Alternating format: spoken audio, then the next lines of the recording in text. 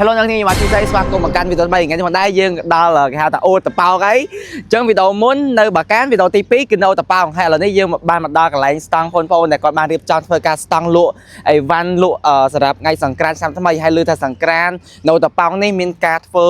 រៀងធំដែរអ្នកគ្នាបាទមានជាមួយនឹងរថធំអីហ្នឹងគឺតាមព័ត៌មានទូរបស់លោកគ្រូអ្នកគ្រូបានប្រាប់ខ្ញុំហើយឥឡូវនេះទៅសម្ភារបងប្អូនអ្នកគ្នាកំពុងតែធ្វើការ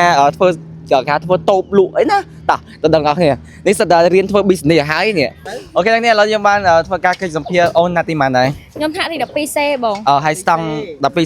12C អូខេ12C ហើយអនឡាញស្តង់នេះលក់នំបញ្ចុកខ្មែរចាធ្វើខ្លួនឯងឬក៏ម៉ាក់ធ្វើឲ្យនំបញ្ចុកហ្នឹងយើងទិញមកពីគេហើយទឹកស្លគឺម៉ាក់ធ្វើឲ្យបងហើយយើងយកមកលក់ចាអូខេចាំថ្ងៃហ្នឹងបងមកជួយ support ចាអូខេមានទឹកខោជូរទៀតមានទឹកខោជូរទៀតចាទឹកខោជូរគ្រឿងខ្លែមគ្រឿងខ្លែមពីគេកន្លងតោនសាច់អាំងបងសាច់អាំងហីមើលចូលអស់គ្នាមកនេះបានឃើញស្អាតស្អាតនេះអ្នកអូតប៉ោង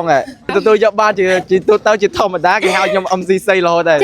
អូខេអរគុណច្រើនអូនកូនចាំជួបគ្នាថ្ងៃសង្ក្រាន្តអូខេអូខេអូនស្គាល់ពូដែរ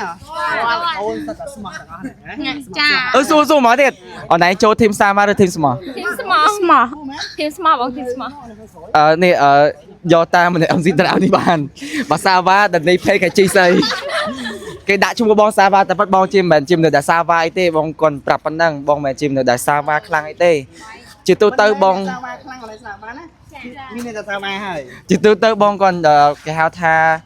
ចែករំលែកក្តីស្រឡាញ់ដោយប៉ាតានីនិយាយក្នុង podcast យប់មិញអញ្ចឹងថាយើងចែករំលែកក្តីស្រឡាញ់ទេបាទចែកទៅអូនបថៅឡើងទៅក៏បាត់តអរគុណច្រើនអរគុណច្រើនអ្នកគ្នាអរគុណបាទផ្លេចបងប្អូនអ្នកគ្នាមកលេងជាមួយនឹងវិទ្យាល័យអូតប៉ោងផងដោយសារតែអូតប៉ោងនេះបានរៀបចំសង្ក្រាន្តយ៉ាងល្អហើយឡើងធំមែនតើបងប្អូនអ្នកគ្នាគឺអ្វីដែលពិសេសគឺមានស្តង់លក់អាហារញ៉ាំឆ្ងាញ់ច្រើនមែនតើនៅក្នុងវិទ្យាល័យអូតប៉ោងផ្ទាល់ហើយបើតាមខ្ញុំមើលឃើញអ្នកគ្នាបានការរៀបចំបងប្អូននៅនេះនឹងប្លែកដែរអញ្ចឹងវាតំណងដែរហើយជាមួយមនុស្សវិញខ្ញុំសង្ឃឹមថាមនុស្សមកនឹងច្រើនដែរដោយសារតែថ្ងៃបុណ្យផ្កាវិញអ្នកគ្នាបានមើលវីដេអូពីដើមហើយថ្ងៃបុណ្យផ្កាវិញមនុស្សថាឲ្យច្រើនណែនល្អមែនតើអញ្ចឹងថ្ងៃស្កៅថាថ្ងៃសង្ក្រាន្តនៅអូតប៉ោងនេះក៏មិនធម្មតាដែរអញ្ចឹងអ្នកគ្នាកុំភ្លេចចូលរួមអ្នកគ្នាបានច្រើនផងហើយអ្វីដែលពិសេសកុំភ្លេចជួយ share ឬក៏ like វីដេអូនេះផងដើម្បីអ្នកគ្នាយើងបានដឹងណាហ្នឹងហើយអរគុណច្រើនពីខ្ញុំបាទជីសៃសូមអរគុណសូមគោរពលា